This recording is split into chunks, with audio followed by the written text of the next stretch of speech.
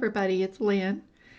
Today I thought I'd show you how to make this earring. Um, this is brick stitch and it's a wonderful stitch to know how to do because it's versatile. There are a lot of things you could do with this. We're going to make the mate to this one, but I have a couple of different colors to show you here. This is the very same thing that we're doing here, same pattern. This one is a little bit different in that I filled in with the turquoise color the bottom instead of doing the triangle. It kind of gives it a look of being kind of bottom heavy, which I think is kind of nice. It's kind of cool. You could also fill in the top, or you could make it all one color. I've done this also using 11 Delicas so that you could compare the difference between the 8 Delica, which is here, and the 11 Delica, which is here. And this is how it looks like with the entire center filled in. And then I had one more, which is made the same as this. Okay. I also made them using regular 11 seed beads just so you could see what that looks like. Now, I didn't have a drop that matched this, so I just did the little tip with another seed bead. But here's the difference between the 11 Delica and the 11 seed bead. Very different looking. Okay. And then I thought, oh, I wonder what this would look like using cube beads. So I made this piece using 4mm cube beads. So you can see how versatile this is. I mean, this is really kind of neat. And you could use this for a pendant and, put a dangle at the bottom. What I think I'm going to do with my piece is turn it into a bracelet. Isn't that cool? I mean, that's a substantial bracelet. This is using the same number of beads for the base row as this. I used 9 beads for our base row, which is ladder stitch, and I'll show. We'll do the whole thing, but isn't that kind of special? The other thing that you could do is just do half and use this part for like a multi-strand necklace or multi-strand bracelet, which would also be really neat. So anyway, it's a very versatile piece. It works up quickly. Oh, excuse me, y'all. And it doesn't take a whole lot of beads to do it. So this is actually my second time filming this morning, y'all. Something went wrong on my other one, and I've got one to take apart because it doesn't do me any good to show you one that's finished, does it? Doesn't teach you how to do it. So I know a lot of you are new to any form of quote-unquote bead weaving, which is what this is considered. And you've always just done stringing, which I was the same way. I mean, but I decided I wanted to learn, more things about how to do different kinds of beading. So I've undertaken learning how to do some bead weaving. Now, if you want to use a dangle on your piece, I have here, of course, my ear wire, my wire guardian for the top, and then just a little drop uh, and a couple of different bead caps to finish it off like I did here. Okay, so we'll do that when we get to that point. But for now, I'll show you how to get started. Okay, I'm also using 6-pound fire line. Now, 8-pound works fine. I just happen to pretty much use 6-pound for everything. I've got my 2 colors of seed beads. Like I said, it doesn't take very many at all. But to get started, I have about a little over 4 feet of thread on my needle. And I'm actually using a size 12 because it's just pretty much what I use all the time. That way, if I get into tight spots, it's easier to maneuver through them. But a 10 would work fine. If you're using 8 you might want to go to an 11 if you're using 11 Delicas. Okay, so to get started, what we would do is pick up our 9 beads for our base row. So I'm going to pull those out. 4, 5, 6, 7, 8, 9. That way I don't have to keep counting how many I've stacked. So to get started with ladder stitch, what you want to do is pick up 2 beads, pull them down to the end of your thread, leaving yourself about a 5-inch tail so you have enough thread to sew it in. And then what we'll do, we have our 2 beads here. Okay, we're going to go back up through that first bead like that. Pull that down.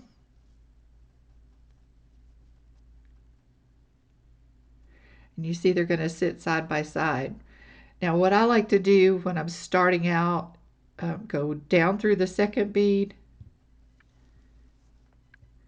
back up through the first bead, and then back down through the second bead. Doing that double round on these first 2 beads gives you a good strong base to work with. And this is what it'll look like.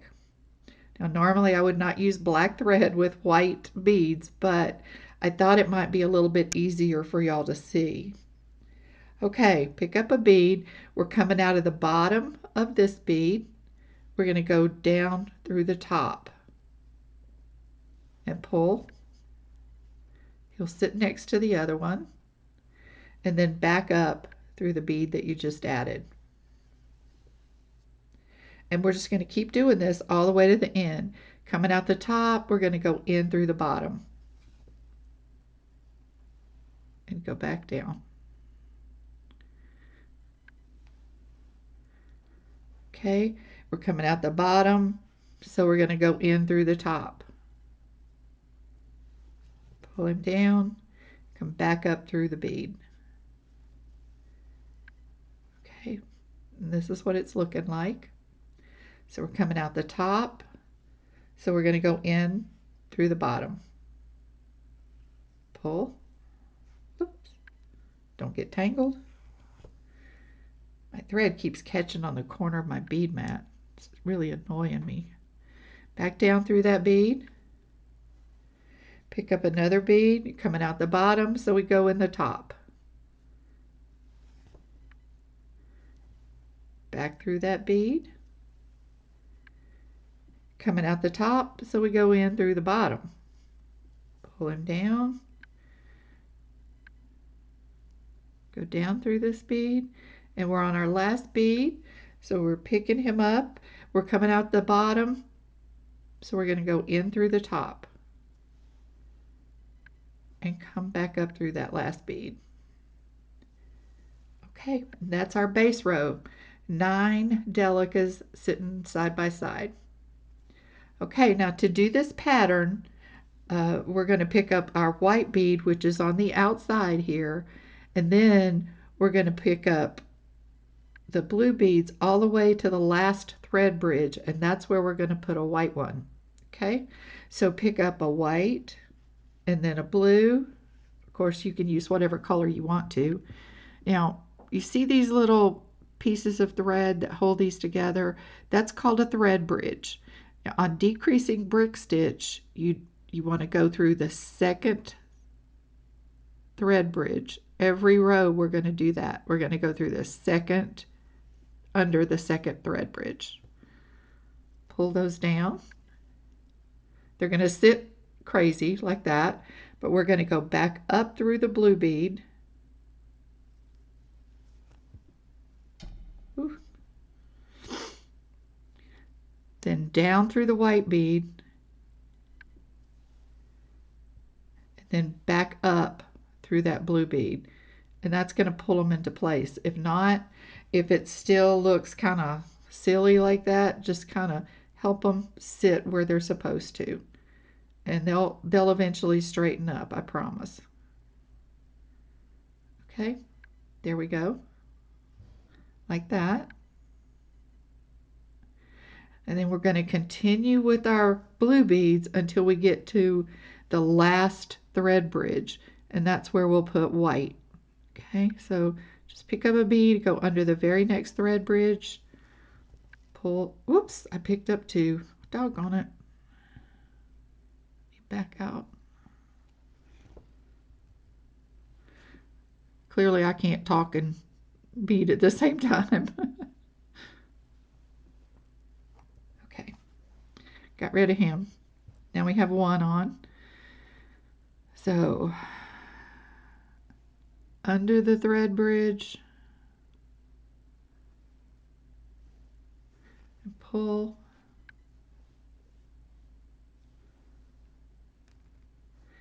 back up through the bead you just added. Okay, pick up another bead. Butterfingers here. Another blue under the next thread bridge.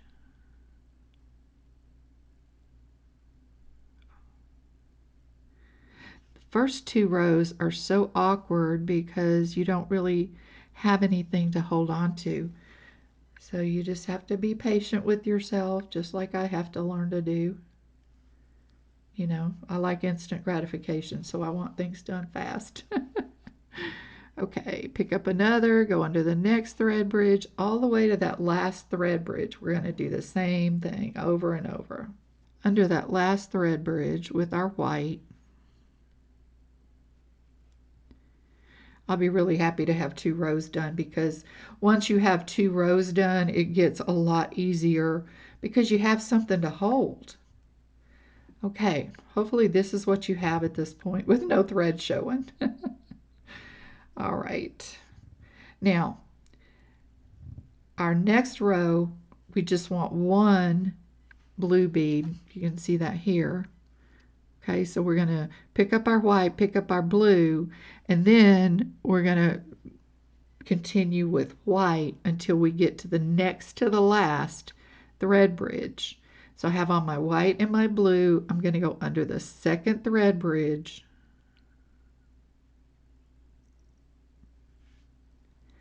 pull them down, up through the blue, down through the white, like this,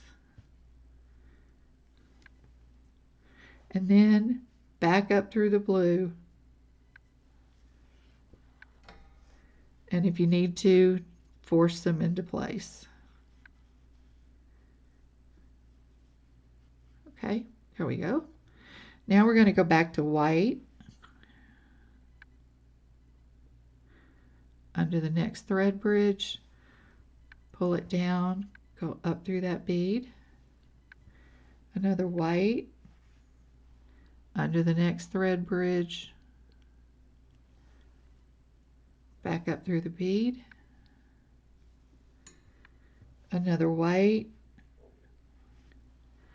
under the next thread bridge, and up through the bead.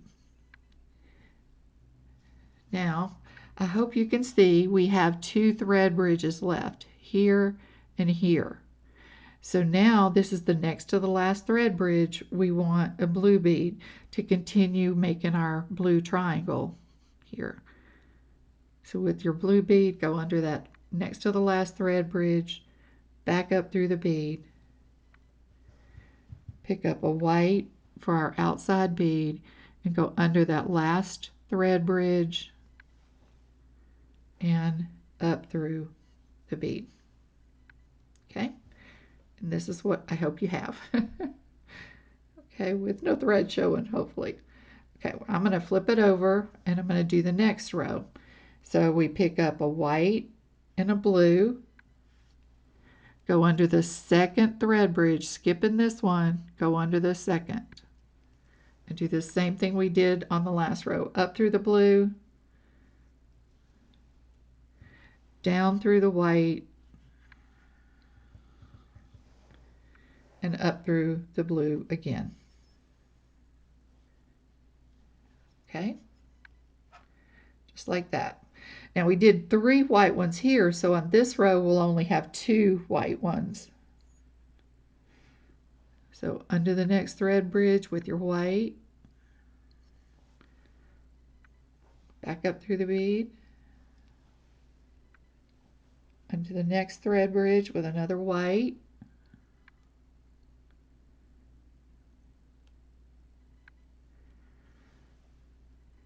back up through the bead. And now, see, we have 2 thread bridges left, one here and one here. So on the next to the last thread bridge, we need our blue. So we go under that thread bridge, back up through the bead, and on the last thread bridge, we need white. So under that thread bridge, and back up through the bead. And we have finished this row. Okay, so I'm going to flip it over. On this next row, we have 2 white ones in the middle here, so on the next row we'll have 1 white one in the middle. Pick up a white and a blue, skip the first thread bridge, go under the second thread bridge, up through the blue, back down through the white, up through the blue. Okay, pick up our white,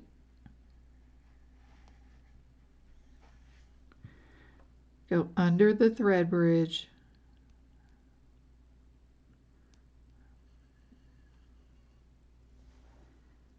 and back up through the bead. Okay, now you see we have 2 thread bridges left. So on the next to the last one we want blue. So under the thread bridge, pull him down, back up through the bead. Now we're on our last thread bridge, so that has to be white to maintain our pattern. So under the thread bridge, pull him down, and back up through the bead. Okay, this is what it should be now. All right, I'm going to flip him over again. Now we are finished with our white triangle, so we're going to have 2 blues in the middle because we only have enough thread bridges for that. So we pick up a white, we pick up a blue, we go under the second thread bridge, just like we always do, back up through the blue, down through the white, and back up through the blue. Okay, like that. Now, you see we only have 2 thread bridges left because we're getting really close to being finished here. So we're going to pick up another blue, go under that next thread bridge, back up through that same bead, and now we're on our last thread bridge, so that's always got to be white. So under that thread bridge and back up through the bead. I'll tell you what, my bead mat is scooting all over the desk here. Okay, so this is what we have now. So we only need 1 more blue bead. So flip him around, pick up a white, and pick up our blue. Go under the second thread bridge. Pull it down, up through the blue, down through the white,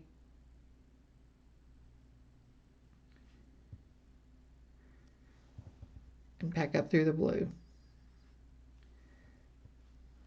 Don't get caught. Okay, pull that. We're on our last thread bridge, so we go pick up a white, go under that thread bridge,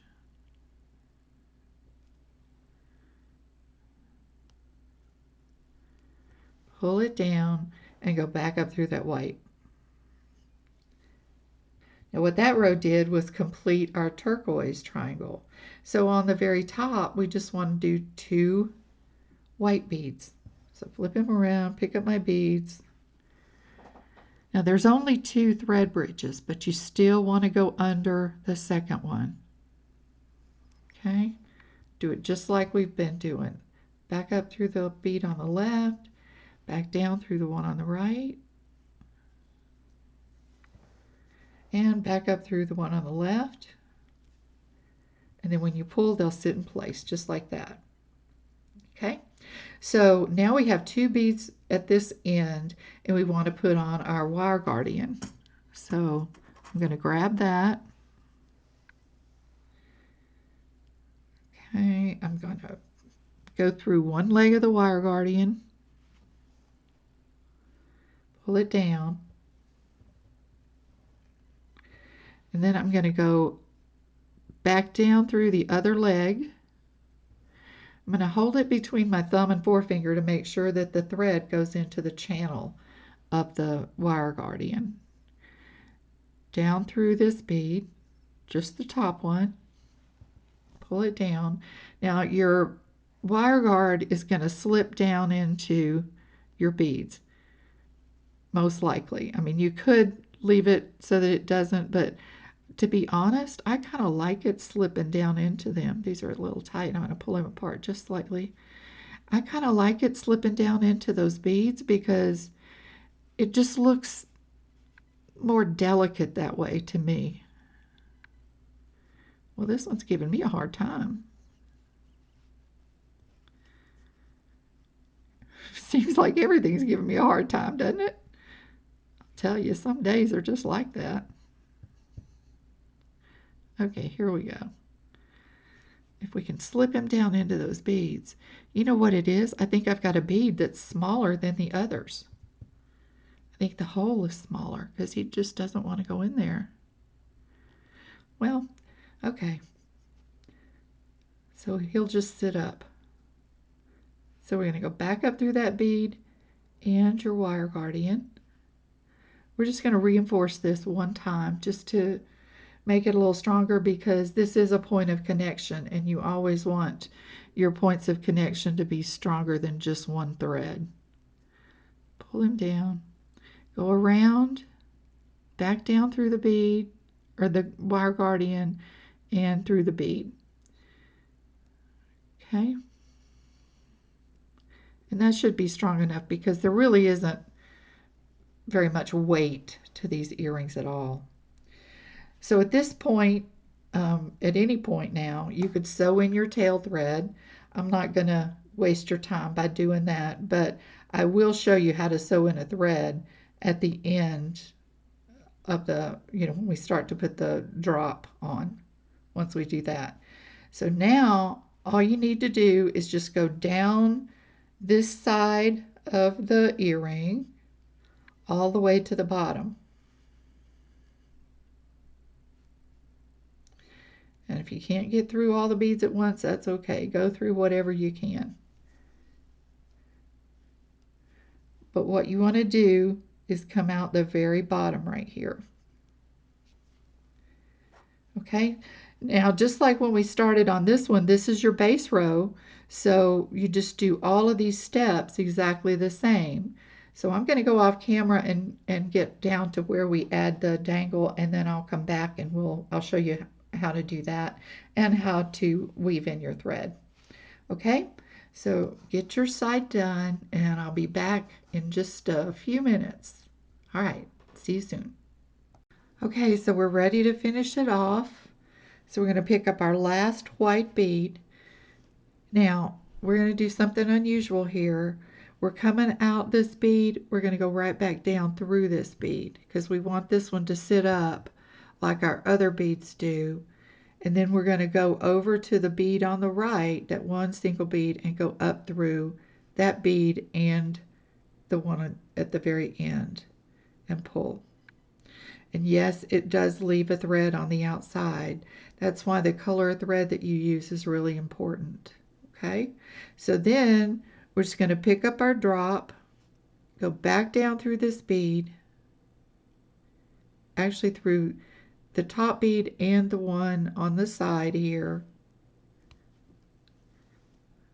Okay, go over to the other bead and back up through the end bead so that we can just reinforce this, and then we can just go right back down. Okay, and now we're ready to tie off our thread or sew in our thread. And the way you do that is just kind of come up into the piece a little bit. Now, I don't like to tie off on the ends on peyote stitch. I like to brick stitch. I want to be kind of in the middle. Oh, I tell you, I am just a mess today. Okay, come up. Now we're coming out of this bead right here. I'm going to go back down through the bead sitting directly next to it and pull. Make sure your thread goes into the beadwork, and then back up through the original bead that you came out of and a couple more. Okay, you want to do that at least one more time here. If it were a heavier piece, I would say do it at least 3, but with something this light and it being an earring on top of that, it really doesn't get any pressure on it. It's not like it's a bracelet end or even a pendant. Okay, so if you just do 2 turnarounds and then sew through a few extra beads following the thread path, this should be just fine. Okay, so that's what I'm going to do. Coming out right here, I'm going to go up through one of the beads in the same thread path.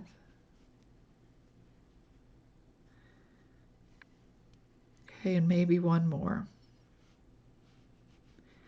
Now, what I have noticed here is that I had a good bit of thread left over, so you could probably get by with a little bit less than 4 feet, but I hate to come up with my thread being short, so I don't really mind if I have extra.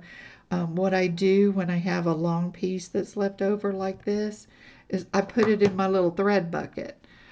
I save my long pieces because if you ever do run short on another piece, and you just need just a tiny bit, then you don't have to pull off more thread off your spool. You can just, go to your thread box and um, pull something out of there to use so that you're not wasting thread.